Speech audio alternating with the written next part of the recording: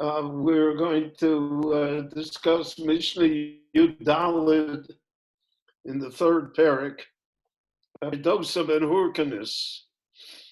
So many say he's the father of Reb Chanina ben Dosa, and he himself is also a great miracle worker, a holy person that in the time of the Mishnah was reputed to have really miraculous powers.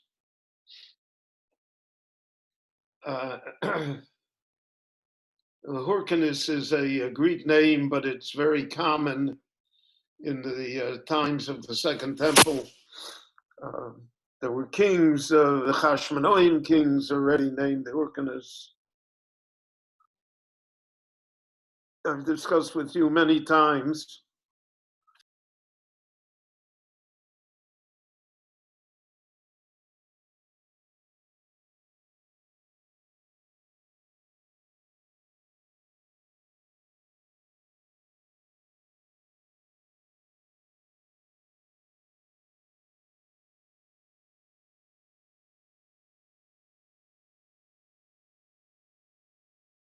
So anyway, he says here, very important Mishnah.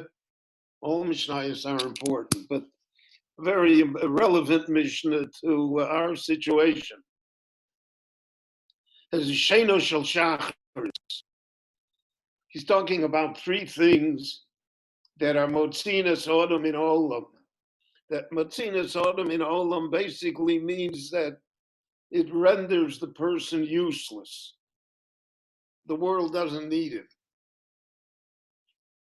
Basically, it means that he is not contributing. Our purpose in life is always to contribute, to add. So we add to it by the mitzvot that we fulfill, by the good deeds that we do, and by the creativity and inventiveness and ingenuity that is so much a part of the human characteristic. And that's how we are measured. What did the person add? So a person had a family, a person raised children and grandchildren, a person bettered the society, a person organized, a person was part of a greater whole. I think in our time, we can all say that anyone that lives in Eretz Israel automatically contributes because of the fact that it's part of the upbuilding and redemption of the Jewish people. So this is the idea that Rabbi Dosa. So he says there. He lists three things, but the three things are exemplary of all other things as well. I mean, all of them, they are the ones that make us unworthy of being in this world. No purpose. Who needs it? And I think the worst feeling that, one of the worst feelings that a human being can have is to feel that the person is worthless, that the person contributes nothing. One of the terrible things about totalitarian governments, and all of our governments have become totalitarian in one way or another over this period of time, when our individual liberties have been taken away from us. But one totalitarian state is that a person is of no value. The ideal is important. The state is important. The person is replaceable. And, therefore, whatever we don't need, we don't need. Everything is expendable. So here he talks about Sheno Shel Shachar, sleeping in the morning. I think one of universal human desires is to sleep in late in the morning. It's a different sleep. It's I don't have to do anything. Look, and I have the leisure to be able to sleep in the morning. Now, it's interesting to note that infants resist sleeping. It's hard to put them to bed because they don't want to. And even though they sleep a lot and they have to, that's the physical and natural state. Nevertheless, there's an inborn resistance to sleep because there's a realization that sleep is not productive in the sense that the person accomplishes anything. And therefore, the point that Rabbi makes here is it's a new morning, Shacharis. Every day is an opportunity. It's a challenge. It's something you can do with it today. What am I going to do today? And he goes to sleep. Sleeps past the opportunity. And many times in life, if not most times, opportunities do not repeat themselves.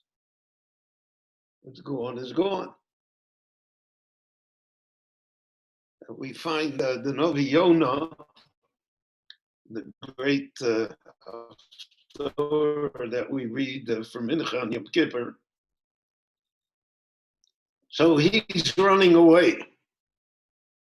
God wants him to go to Nineveh. He wants him to prophesy. He's not interested in that. And he has legitimate reasons. He has even holy reasons. The rabbis say he didn't want to make the Jewish people look bad. He says he knows that if he goes to Nineveh, they will somehow repent.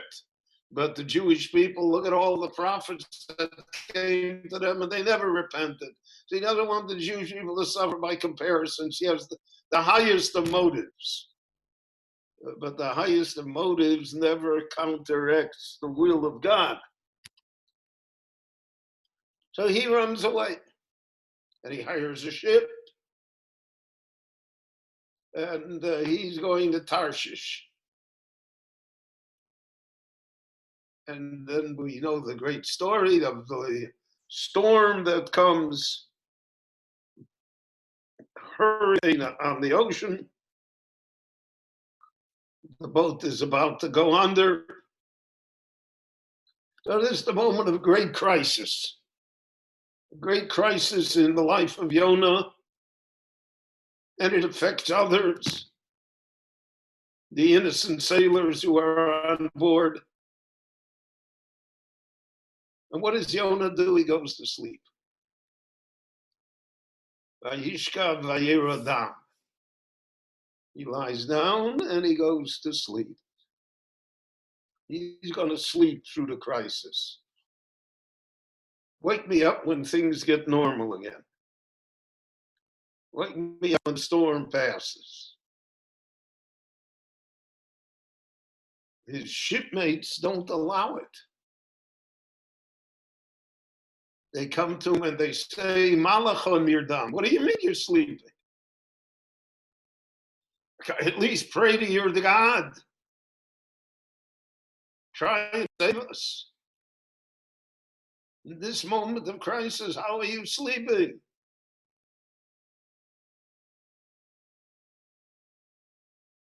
That's a good question. In times of opportunity, in times of crisis, in fact, at all times, because that's the challenge of life. Life is only a series of crises.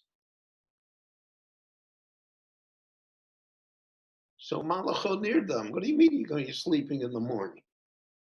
It's a new day. You can do something. You can accomplish something. Use the time that you have. Use it for positive purposes. A positive definition. It could be, cooking soup, and it can be, teaching Torah. It could be 100 different things that people do that are necessary for people to do. The Rebbeinu Shalom created a complicated world. Everybody has to do things. And we see how interrelated all of these things are one to another. And without somebody doing A, then nobody can do B. So Malacha Nirdam, what do you mean you went to sleep? We needed you. Why did you go to sleep? There's a wonderful book about the antecedents to World War I, to the great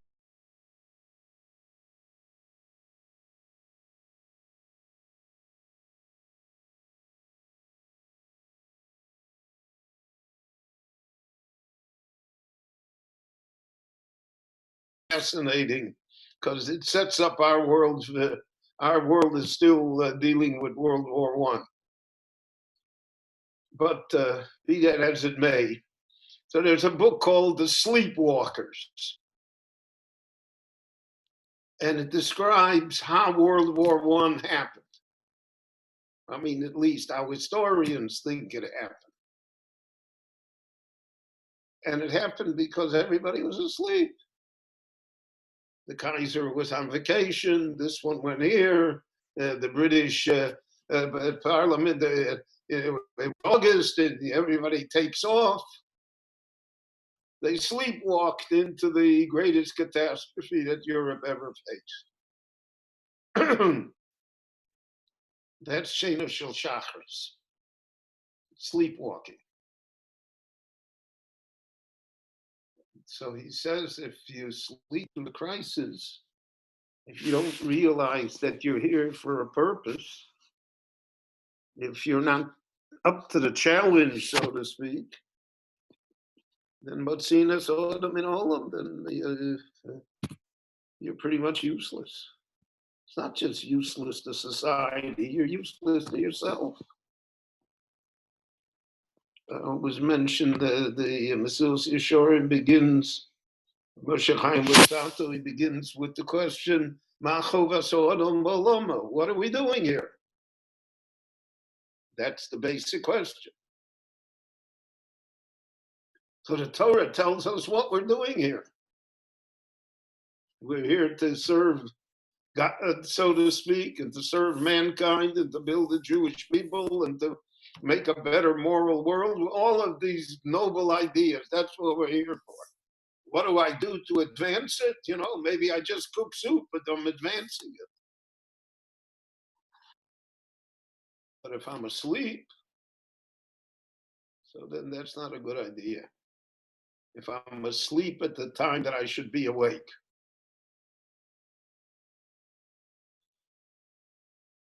They say in the name of the Netziv of Volozhin, the great Rosh Yeshiva, that he would patrol the Beis Medrash at 1 and 2 in the morning. So there were great mass medium then. The young men that learned Torah 15, 16, 18 hours a day, 20 hours a day, some of them. And if he got hold of one of them, he would send them out of the Beis Medrash and tell them to go back to sleep. Because he would say, if you don't go to sleep, if you don't sleep when you're supposed to sleep, you'll sleep when you're not supposed to sleep. So you won't daven well, you're groggy. We all know we're coming up to Shavuos, right? So the minig is to stay up at night.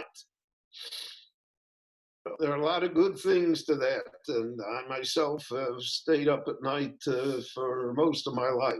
Though lately I'm only good till 2 in the morning.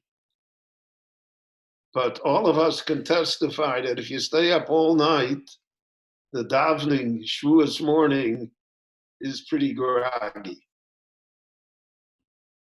It's hard to put it together properly because we're not built that way. So to a certain extent is Yotza Schoro Be'efseda. What we gained is at a cost of something. It's not pure profit. So he used to say, a masmid is somebody that has a schedule. He sleeps on time, he gets up on time, he studies on time, he eats on time. Somebody that's mesudar.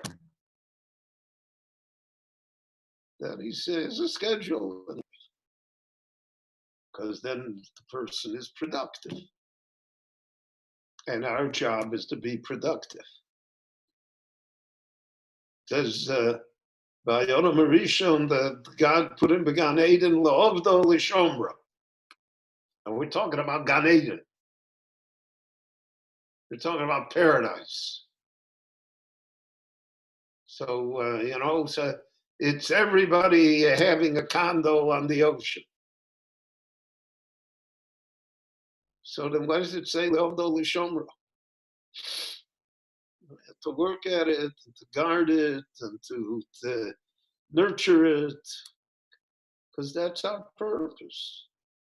All right, but this is not meant to be an adventure that has no challenges, a journey that is placid. That's not what life is, and all of us can testify that it's not what life is. So the question is, how do we react? How do we deal with it? And that becomes the test of the person.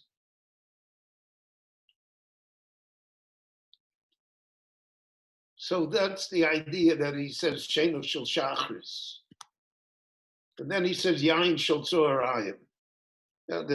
In our time, I guess, in the United States, bars are considered an essential business. Synagogues weren't, but bars were. There are a lot of absurdities in the world that we are experiencing and have just experienced. But in the Roman world that he lived in, because everybody speaks in the world that they are part of, the life experience that one has. So the Romans were big drinkers. And they would spend the afternoons drinking wine. So again, that is the source of non-productivity. Nothing is accomplished. So Harayim is afternoon. There still is time in the day. Something can still be accomplished. And you're spending time drinking wine. There still was an opportunity. I always think of the great story of Nagdim Ben Gurion, that he promised water to the Romans by a certain date, and the date came and the water wasn't there, and the Romans said, paid up, and he answered him, "Oh, yeshli shahus bayom." There still is daylight left. The sun has not yet set.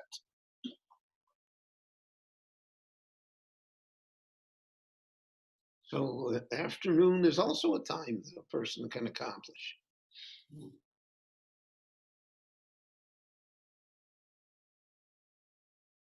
It says, Even at evening time, don't quit.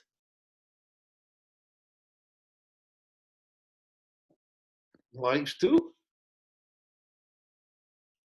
So we find Kolev ben Yefune in the Sefer Yoshua. When Yeshua asks who wants to go and conquer Hebron,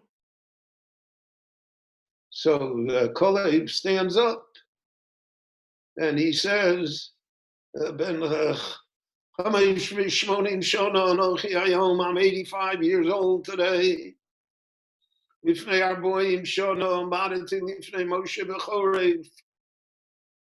40 years ago, I stood in front of Moshe when I was a spy, when he took me by Matan Torah. My strength now is the way my strength was then. So all the Mefarshim say, whatever a person is at 85, thank God, it's not the way he was at 45. By Moshe Rabbeinu, it says that he never changed. Moshe is the exception. But everyone else, it says, Avram became old, Yitzchak became old, Yaakov became old. That's the derech olam. I'm not going to run the marathon.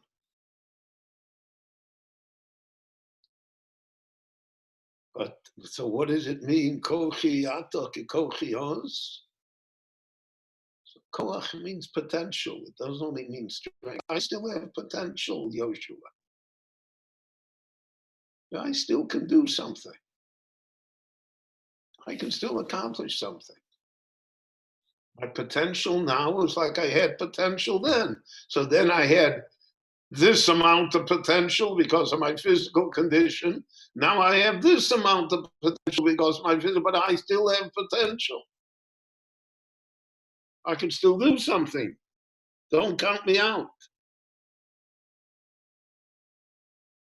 And we have many times in Jewish history, and the history of the world too, that people in, so to speak, advanced years were the most productive of all of their years in writing and teaching and inventing and thinking.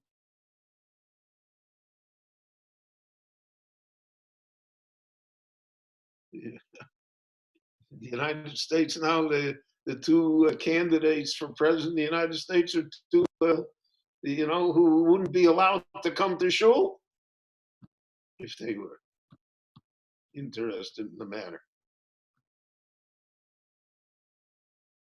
So there was a time that we serve youth. Well, it depends, There are youth that sleep in the morning and drink in the afternoon. And there are those that are not so young anymore, but who are willing to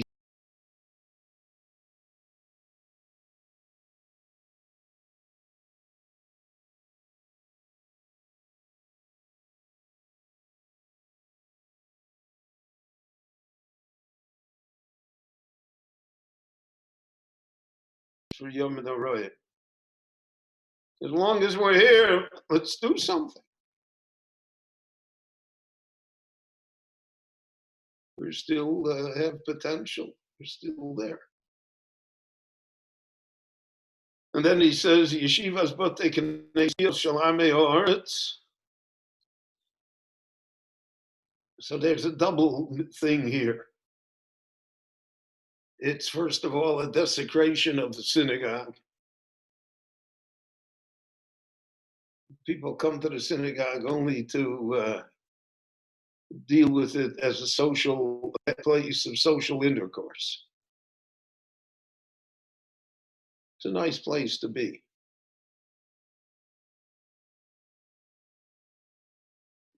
So even though we can enjoy it, and now we're starting to enjoy it again, as Rabbi Goldberg pointed out, our shul is open, and God willing, it will soon be more open. More and more will come.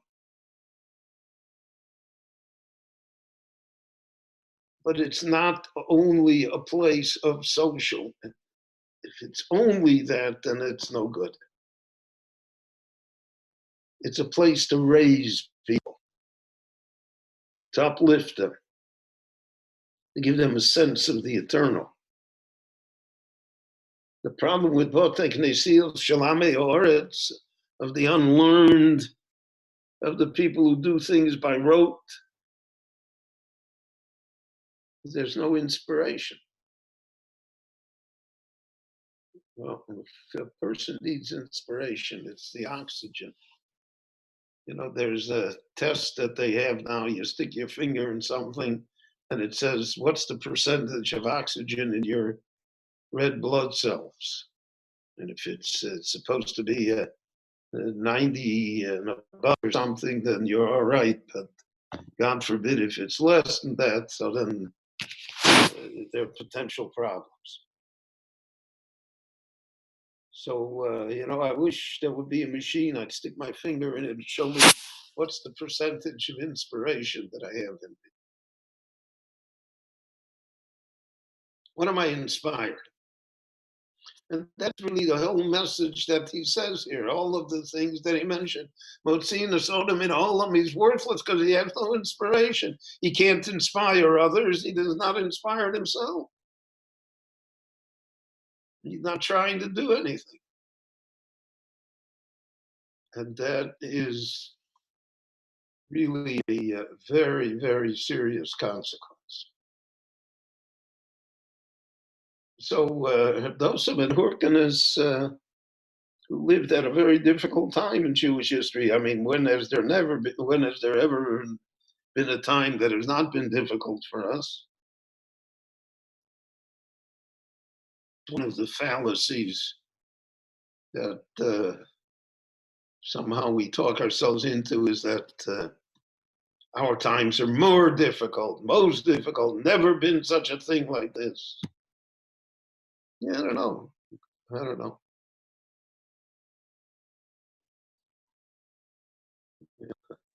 The Black Death in Europe killed a third of Europe. Whatever this pandemic is, Rahman al-Islam, but it's not in that level. But we're experiencing anything I experience is that's got to be it. So Motziin is Sodom and Olam, so the person feels himself worthless. But that's not how to look at it. It's a moment that a person can acquire inspiration, and a person could inspire others. He could bring others to realization. I notice all of the Zoom lessons that our shul has produced. I think our shul has produced more more Torah now than it did in so-called normal times, because we're inspired to do it. Since we're inspired to do it, it happens. That's kochi ata kekochi oz. My potential is still there, and our potential is always determined by circumstances. Well, circumstances change, but our potential is always there. We're always able to accomplish something.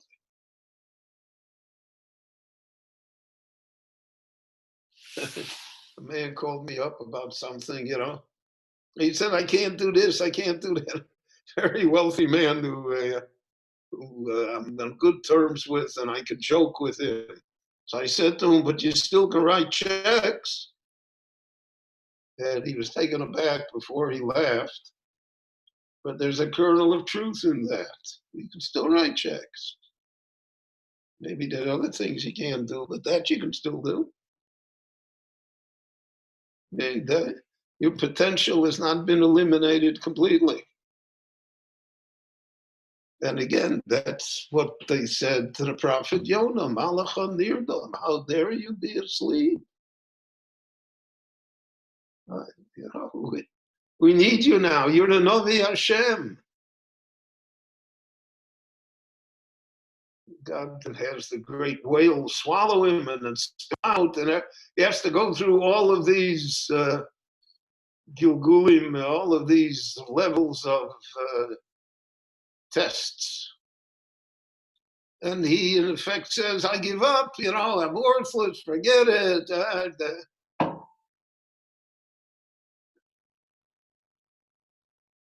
But it's interesting to note that at the end, when he complains about the gourd that protected him from the sun and now has withered and gone, so the Rebbeinu Shalom says to him, Kaviochel, ha'hetiv chor lecha. You think that you're entitled to be angry? He answers in his frustration, yeah, chorli admovas, I want to die because of this gourd. I want to die because the market went down. I want to die because all the trouble. I got to be locked up. I don't want to. But he says, I hate that. Is that the right way to look at it? You think you feel correct in that? Think about it. That's why it stops Torah of Yom Kippur. Think about it. Think about your potential. Think about your inspiration. And if we're able to do that, then under all circumstances, we are somehow productive. Under all circumstances, we are somehow hopeful, positive, bring blessing to the world. So I think this is a very important mission because all the Mishnayos speak to us, but this really speaks to us. You can't sit in a bar in the afternoon and think that that's somehow your purpose in the world. Or to sit in the back row and shmooze away. It was mentioned that I remember in my father's shul when I was growing up in Chicago, there were two brothers. They came to shul once a year. They came Yom Kippur. And they sat in the back and they went to sleep in Shachris and they woke up for the shofar of Ne'ilah. And I was a child when my father told it to me, but I remember it till today. My father said they did not desecrate Yom Kippur. They didn't eat, they didn't drink, they didn't do anything. They slept the whole day. Over in Yom Kippur, they did gehat. But they didn't have a Yom Kippur.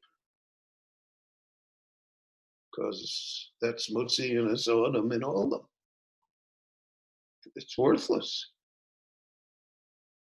So we have to think of ourselves in those terms. We should not be afraid to do so.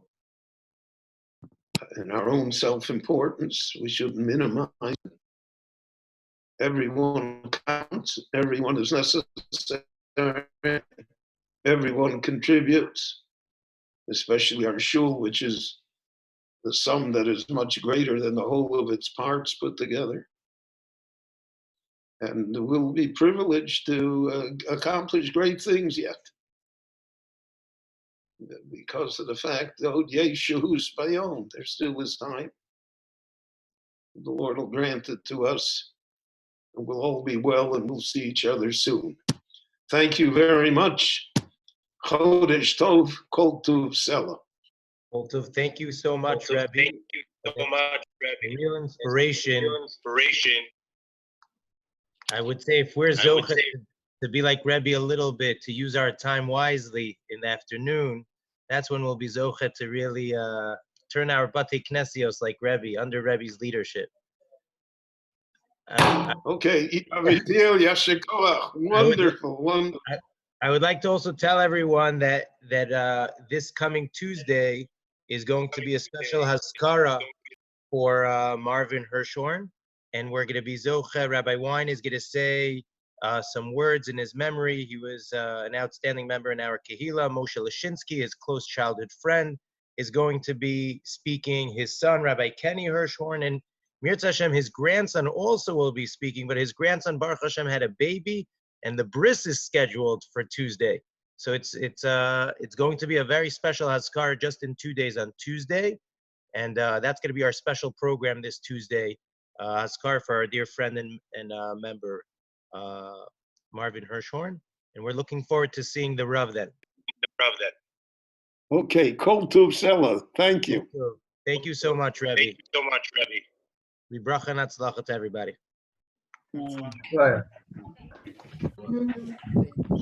After Right? Yeah, Thank you very much. Chag Sameach, Moedim L'Simcha.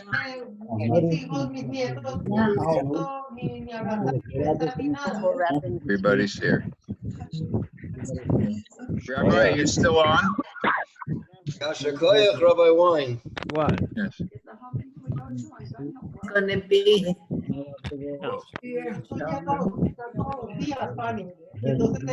Very good.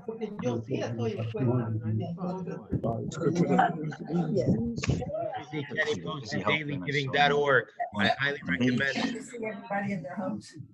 Dailygiving.org, a great organization to give tzedakah. Turn it off.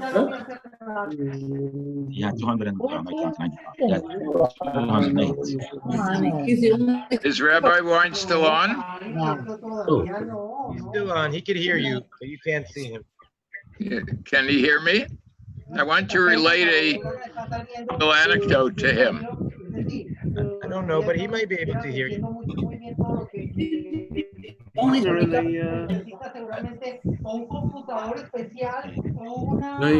Everybody's leaving. Every Sunday.